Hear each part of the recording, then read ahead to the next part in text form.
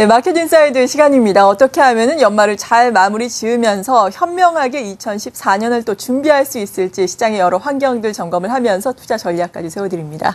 오늘 이 시간 우리투자증권의 김병현 연구원 나오셨습니다. 안녕하세요. 네, 안녕하십니까? 네, 먼저 증시도 이제 2013년 주식시장이 오늘까지 포함해서 5거래일만 남았거든요. 네. 어떤 환경이 조성될 것으로 보세요? 일단은 뭐 가장 중요한 게 12월에 테이퍼링 이슈가 가장 중요했는데 뭐 그렇죠. 이제 뭐 지겨우실 수도 있겠습니다. 다만 1월에 시작한다고 얘기를 한 이후에 뭐 금융시장의 커다란 이제 변동성은 그렇게 나타나지 않았다. 물론 아직까지는 좀 눈치 보기가 지속되고 있는 이런 모습이지만 여태까지 계속적으로 테이퍼링 얘기를 해왔고 오히려 테이퍼링을 1월에 실시하지 않는다 그러면 불확실성으로 뭐 예견될 수 있는 이런 상황에서 불확실성 해소 차원이 좀 진행이 됐다.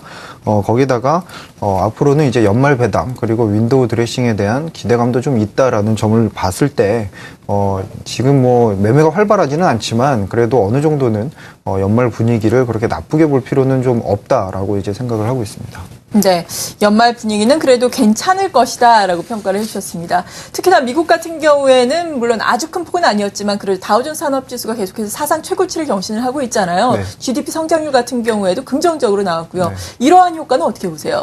뭐 미국 경기가 개선이 되고 있다라는 그러한 얘기들은 계속 나오고 있는 상황이고 지금 현재 뭐 기술적으로는 다소 좀 부담스러운 상황이지만 다우존스 지수나 뭐 S&P 500 같은 경우에 계속적으로 경기 상황을 반영을 하고 있다라는 점입니다.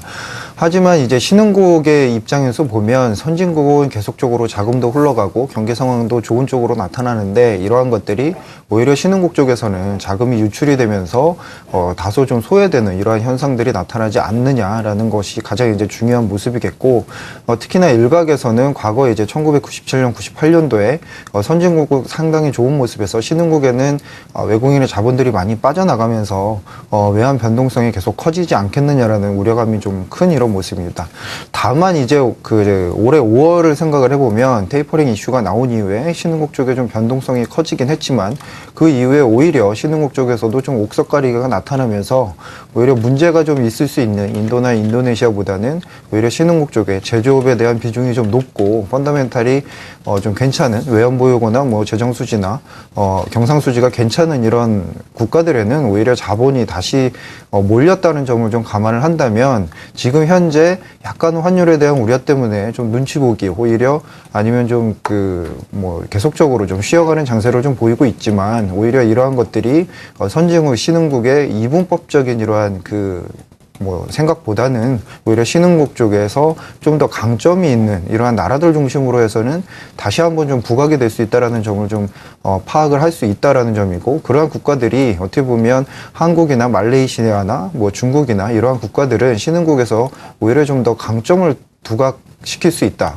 좀 더 나타낼 수가 있다는 점에서 그렇게 우려할 요인만은 아니라고 이제 판단을 하고 있습니다. 네, 그렇군요. 신흥국도 이렇게 좀 이분법적으로 나뉜다라고 말씀해 주셨어요. 경상수지 적자국, 그러니까 테이퍼링 고위험군이라고 할 수 있는 예를 들어서 뭐 인도라든지 인도네시아 같은 경우에는 약간의 타격을 받을 수 있겠지만 우리 같은 경우에는 경상수지 흑자국, 우리나라를 비롯해서 다른 뭐 중국이라든지 이러한 국가들은 또 펀더멘탈이 좀 탄탄한 국가들은 괜찮을 수 있겠다라고 말씀해 주셨는데 네. 그래도 또 문제가 중국에서는 최근에 또 단기 금리가 급등하면서 중국의 상하이 종합지수도 앞서서 잠깐 살펴본 것처럼 물론 오늘은 상승 출발을 했지만 지난주 내내 하락을 했잖아요. 거기에다가 일본의 엔화 약세 문제도 우리 증시에서 좀 발목을 잡는 요인이었는데 한 가지씩 좀 짚어보겠습니다. 먼저 일본의 엔화 약세 문제는 지금 어떻게 봐야 될까요? 일단은 환율에 대한 고민이 가장 좀 크신 것 같습니다. 네. 그러니까 테이퍼링이 진행된다라고 보면 결국에는 신흥국 쪽의 통화 강세, 그 다음에 이제 신흥국 쪽의 통화 약세, 달러 강세가 계속적으로 진행되는 이런 모습이기 때문에 그러한 것에 대한 상당한 좀 우려가 있으신데 지난주의 모습을 보면 그렇게 이제 통화가 어느 정도는 변동성이 커지지 않았다. 특히나 금리 같은 경우에도 그렇게 크게 변동성이 커지지 않았다는 점이 오히려 좀 되게 시장에는 우호적인 측면이다라고 이제 보실 수가 있는데 물론 방향성 자체는 좀 거스를 수 없을 것 같습니다. 원화 강세가 계속적으로 지속이 되고 엔화 약세가 지속이 되는 이러한 모습들은 사실은 뭐 계속될 수밖에 없는 이런 상황이긴 하지만 일본을 봤을 때는 뭐 계속적으로 경기 부양책 때문에 엔화 약세가 진행이 되지만 네. 또 한 가지 이제 생각을 하셔야 될 게 내년 1사분기 특히나 일본은 3월 결산법인들이 많기 때문에 본국으로 송금되는 이런 자금들이 상당히 좀 있는 이런 상황입니다. 그렇기 때문에 약세가 여기서 계속적으로 가파르게 진행되기보다는 속도가 상당히 완만할 것이다라는 점이고 특히나 한국 같은 경우에도 지난주 이제 그 FOMC 이후에 보셨던 원화 강세가 상당히 진행되고 있지만 오히려 하루에 8, 9원 정도 오르는 1,060원까지 다시 급반등하는 이러한 모습들이 어느 정도는 그 시기에 맞춰서 정부 개입도 상당히 좀 일어났었다라고 이제 판단을 할 수 있는 이런 상황이기 때문에 한국의 같은 그 원화 같은 상황에서도 어떤 강세가 계속적으로 크게 이제 진행된다기보다는 속도가 좀 완만하게 나타날 수가 있다. 따라서 어느 정도는 자동차라 뭐 이러한 것들이 특히나 수출주 중심 이러한 것들이 엔화 약세 그리고 원화 강세에 대한 이러한 그 뭐 어떤 우려감이 좀 높은 이런 상황이지만 네. 그러한 것들이 단지 좀 센티먼트적인 측면에서 일뿐 어느 정도 펀더멘탈에는 그렇게 문제가 없다라는 이런 생각이고 특히나 IT 제품 같은 경우에는 이제 엔화 약세가 그렇게 크게 상당히 뭐 어떤 우려감으로 크게 작용하는 이런 모습보다는 어떤 경쟁 구도가 좀 바뀌었다라고 생각을 하고 있고 예. 문제가 되고 있는 이제 자동차 같은 경우에는 물론 일본에 대한 자동차 주들이 상당히 올라오고 어느 정도 수출도 잘 되고 이익도 좋은 이런 모습이지만 특히나 한국 같은 경우에는 뭐 중국이라든지 뭐 남미 쪽이나 뭐 이런 쪽에서 계속적으로 점유율을 계속 잘 가져가고 있는 이런 모습이기 때문에 생각보다는 어느 정도 환율이 진정이 되는 모습을 보이면 주가는 빠르게 다시 이제 탄력받아서 올라갈 수 있는 이러한 여건이 좀 마련되었다라고 보고 있습니다. 정리해서 말씀드리면 환율 같은 경우에는 계속적인 방향성은 상당히 우호적이진 않지만 속도는 좀 완만해서 주식에 대한 이러한 우려감은 그렇게 크지 않을 것이다. 특히나 업종으로 본다면 IT 자동차 그렇게 우려할 만하지는 않다라고 보고 있습니다. 다행스러운 부분이네요. 네. 많은 지표들이 그렇지만 특히나 환율 같은 경우에는 절대적인 수준도 물론 중요하지만 얼마나 급등하느냐, 얼마나 빠른 속도로 또 내려오느냐, 이 속도가 상당히 중요한데 속도만큼은 좀 완만해지면서 큰 영향까지는 미치지 않을 것이다. 우려감을 좀 줄여도 좋겠다라고 말씀해 주셨습니다. 그리고 앞서 짚어드린 중국의 단기 금리 급등 소식 좀 알아봐야 할 텐데 이 소식으로 중국의 상하이종합지수 최근에 많이 내렸었잖아요. 물론 인민은행이 단기 유동성을 공급하면서 단기 금리 급등 차단해 놨었다고는 하지만 우려감은 좀 여전한 것 같아요. 어떻게 봐야 될까요? 사실은 뭐 중국의 단기 금리에 대해서는 그렇게 우려할 만한 게 아닌데 어느 정도 이제 단기적으로 보면 단기 금리가 급등했다가 다시 이제 뭐 RP 조작이나 이러한 것들로 인해서 정부 중심으로 또다시 이제 단기 금리 하락을 유도하는 이런 모습들을 보이고 있습니다. 네. 중국 같은 경우에는 정부 당국에서는 유동성을 크게 옥죄할 그런 생각은 없는 것 같고 어느 정도는 계속적으로 이제 뭐 금리에 대해서는 M2는 한 15% 정도로 이제 계속적으로 맞춰가는 이런 모습들을 보이고 있을 것 같고 뭐 문제시되는 게 중국의 이제 어떤 개혁에 대한 이러한 방안들이 상당히 좀 어느 정도는 좀 우려시 되는 이런 부분이다라고 보고 있는데 저희가 예상하기에는 어떤 그 도시화 계획에 대한 구체적인 보고서, 그 다음에 그림자 금융에 대한 총조서 보고서 이러한 것들이 사실은 향후에 예정이 되어 있는 이런 상황인데 계속 기다리고 있는 상황에서 12월 말 정도까지 아직 안 나오기 때문에 그거에 대한 우려들이 좀 있는 이런 상황이고 특히나 일각에서는 중국의 경제 성장률을 뭐 어떤 경제공작회의나 이런 데에서 한 7%대로 내린다라고 얘기했었지만 사실은 그렇게 내린다는 보고가 나오는 그런 모습은 아니고 오히려 7.5%에서 계속적으로 좀 유지하는 이런 모습들을 좀 보이고 있기 때문에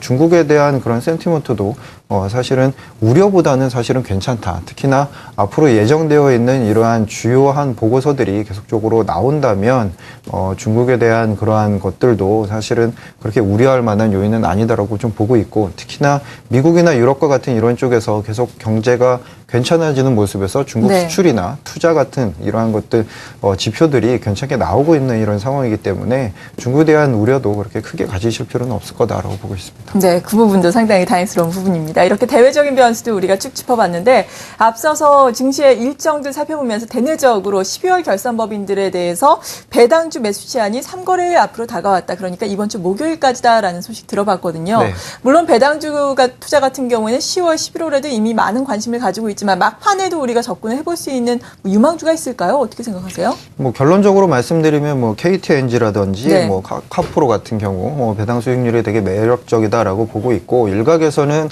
작년보다 배당 수익률이 그렇게 크지 않은 상황이고, 지금과 같은 상황에서 뭐 하이트 진로라든지 아니면은 KT라든지 약간 이쪽에서는 배당을 좀 내린다라고 얘기를 했고, 삼성전자 같은 경우에는 오히려 배당 수익률을 높인다라고 얘기를 했기 때문에 약간의 좀 배당에 대한 우려감도 좀 있는 이런 모습입니다. 하지만 이번 주만 보자면 그동안 지수가 상당 부분 횡보세를 보였고, 그리고 배당 수익률이 상당히 크지, 작년보다는 크게 상승하지는 않았지만, 다시 12월 동시반기 이후에, 특히나 FOMC 이후에 프로그램 매수 쪽으로 계속적으로 이제 배당 관련 프로그램 순매수가 들어오고 있는 상황이기 때문에, 사실은 이번 주에 좀 배당에 대해서 좀 약간은 그 관심을 좀 많이 가지시는 이런 상황이 좀 연출되는 게 좋으실 것 같고, 네. 특히나 지금 현재 금리 수준이 낮은 이런 상황에서 적어도 3% 이상의 배당 수익률을 기록하고 있는, 아까 전에 말씀드렸던 뭐 KTNG라든지 이러한 종목들 같은 경우에는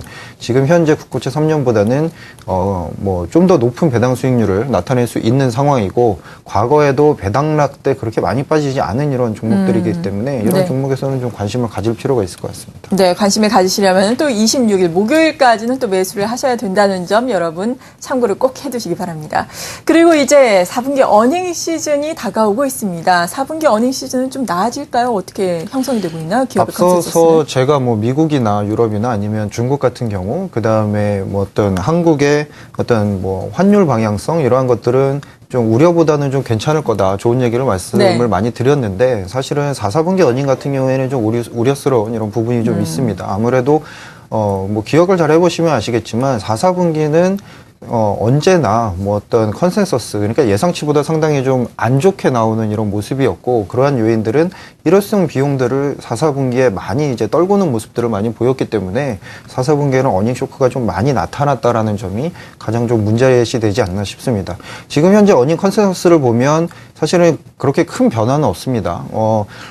금방 앞서서 말씀드렸듯이 12월이 오버레일밖에 안 나온 이런 상황에서 네. 사실은 그 다음 주가 1월 초반이 이제 어닝 시즌에 들어갈 수 있는 이런 상황이라는 점을 감안을 해봤을 때, 아직까지는 그렇게 커다란 조정이 없는 것이 오히려 어닝 시즌 들어가면 급격한 조정을 나타낼 수 있는 빌미가 될 수 있다는 점에서 어닝에 대한 것은 약간 좀 우려스럽다라는 말씀을 좀 드릴 수가 있겠고, 다만 내년 어닝 같은 경우에는 지금 예상치가 한 20% 정도 증가하는 걸로 나와 있는데, 그거를 한 10% 정도만 감소해서 생각을 하더라도 사실은 지수 상황은 지금 현재 밸류에이션은 그렇게 나쁘지는 않다라고 보고 있습니다. 업종별로 좀 말씀을 드리면, 민감주 안에서는 그나마 화학 업종이 어닝 측면에서는 컨센서스가 괜찮은 것 같고, 네. 방어주에서는 보험이나 음식료 업종이 좀 괜찮은 것 같아서 이들 업종에 대해서는 어닝 관련해서는 좀 관심을 가지시는 것이 좋을 것 같습니다. 네, 이렇게 대내외적인 변수에서부터 또 어닝 시즌에 대한 유망 업종, 그리고 배당에 대한 투자 전략까지 자세하게 들어봤습니다. 우리 투자증권의 김병현 연구원이었습니다. 고맙습니다. 감사합니다.